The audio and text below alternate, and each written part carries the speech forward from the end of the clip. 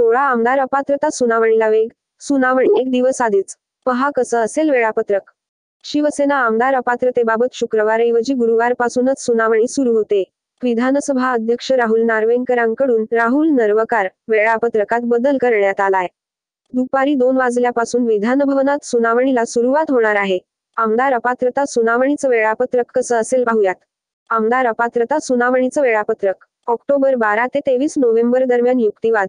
23 November नंतर 2 आठवड्यांत अंतिम सुनावणी. सर्व याचिकांची सुनावणी एकत्र घेण्याच्या ठाकरे गटाच्या थॅकरी ग्रुप याचिकेवर उद्या सुनावणी. दरम्यान अपात्रतेची टांगती तलवार असणारे ते 16 आमदार कोण आहेत ते पाहूयात. या आमदारांवर टांगती तलवार. 1. एकनाथ शिंदे. 2. अब्दुल सत्तार. 3. संदीपान भुमरे. 4. संजय शिरसाट. 5. तानाजी सावंत. 6. यामिनी जाधव. 7. चिमणराव पाटील. 8. भरत गोगावले. 9. लता सोनवणे. 10. प्रकाश सुर्वे.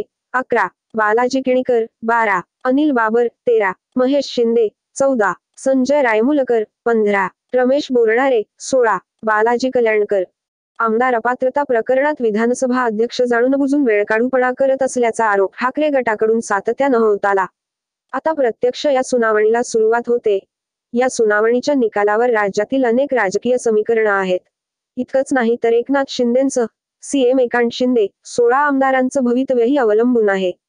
त्यामुळे अध्यक्ष काय निर्णय घेतात याकडे अवघ्या महाराष्ट्राचं लक्ष लागलंय. राहुल नार्वेकरांना पाठवली होती नोटीस. मुख्यमंत्री एकनाथ शिंदे गटाच्या 16 आमदारांच्या अपात्रतेसंदर्भात सुप्रीम कोर्टाने विधानसभेचे अध्यक्ष राहुल नार्वेकरांना नोटीस पाठवली होती. शिंदे गटाचे नेते सुनील प्रभू यांनी सुप्रीम कोर्टात या प्रकरणासंदर्भात विधानसभा अध्यक्षांकडून तातडीने निर्णय घेण्यात यावा अशी मागणी करणारी याचिका करण्यात आली होती.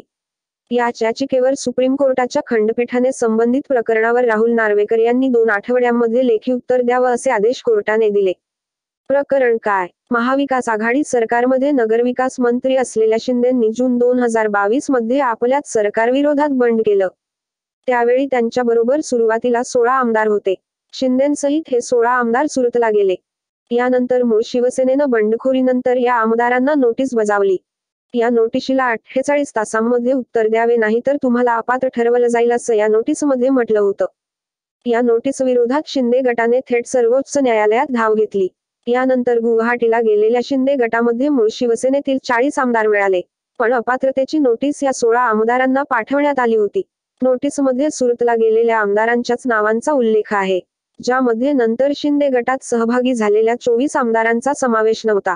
म्हणूनच बंडखोरी करून भाजपाबरोबर सत्ता स्थापन करणाऱ्या बंडखोर आमदारांची संख्या 40 असली तरी अपात्रतेच्या कारवाईमध्ये 16 आमदारांचं नाव आहे.